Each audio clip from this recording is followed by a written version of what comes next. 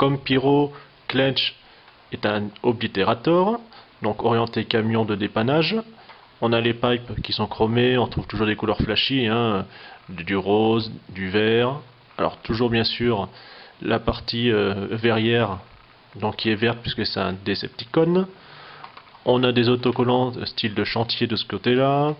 On retrouve des flèches sur le dessus, des éclairs avec un cible qui prend une tête de loup. Le devant du camion avec ses phares. Pour l'arrière, également une plaque minéralogique. Alors, exactement comme Pyro, il va se séparer au milieu pour donner place comme ça au robot d'un côté et à la base d'attaque de l'autre. Au niveau du trunk, donc on a le toit qui va basculer, la partie arrière qui va pivoter, donc au niveau des genoux. Donc vous pouvez tout de suite voir que vous avez déjà un point qui est ici. On sépare le devant au niveau du radiateur, vous avez des petits picots qui permettent de le tenir. On va décaler.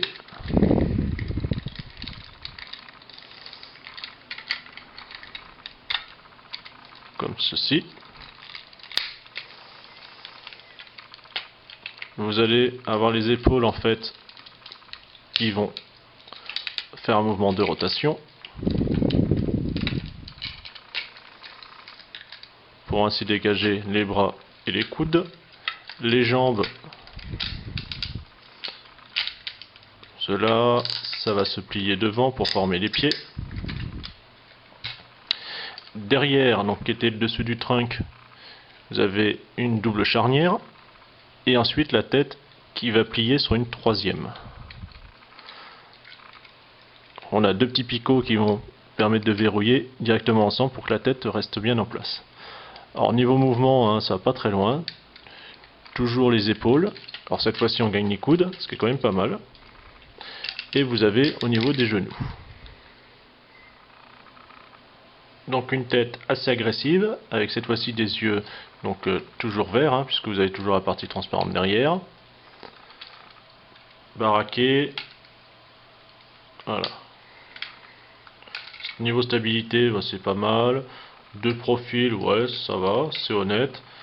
Disons que le gros truc qui gêne, hein, c'est surtout ces espèces d'épaulettes qui sont un peu bizarres. Il aurait été sympa qu'elles soient placées un peu plus hautes. Sa remorque va donc basculer.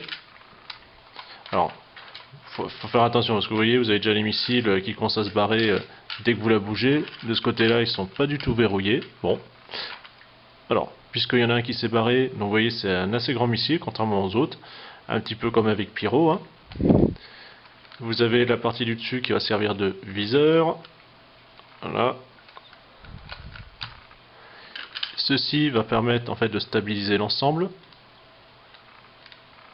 Une espèce de pince hein, qui servira de pied tout simplement. Au niveau des essieux, en fait, ça va s'ouvrir comme cela. Bon, on perd tous les missiles, mais ça fait rien. Comme cela, là, ça va être les poignées, donc ça pivote hein, tout simplement.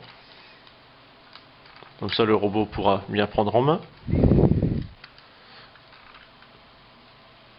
Là, la partie du dessus s'ouvre, qui va permettre en fait, vous allez voir comme ça les chambres des missiles. Donc vous voyez ici, vous avez une grosse tirette qui va permettre en fait, dès que vous tirez, de faire partir tout simplement les missiles.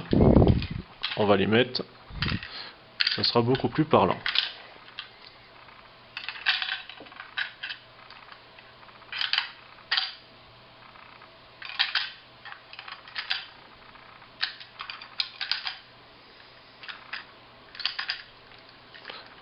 Ainsi, il y a juste à tirer et ça part bien. On va placer le robot sur sa partie. On va lui faire tenir les commandes. Et ainsi, il est prêt à répondre si Pyro arrive en face de lui. Donc comme vous pouvez voir, exactement de la même manière, il a la tête en face du viseur. Bon, assez sympa. Personnellement, je le préfère à Pyro. Surtout pour la partie attaque de la base, parce que ça tient nettement mieux de ce côté-là. On termine donc les G1,5 avec ce superbe Obliterator. Et je vous attends donc pour une prochaine review sur un autre robot de Transformers. Salut!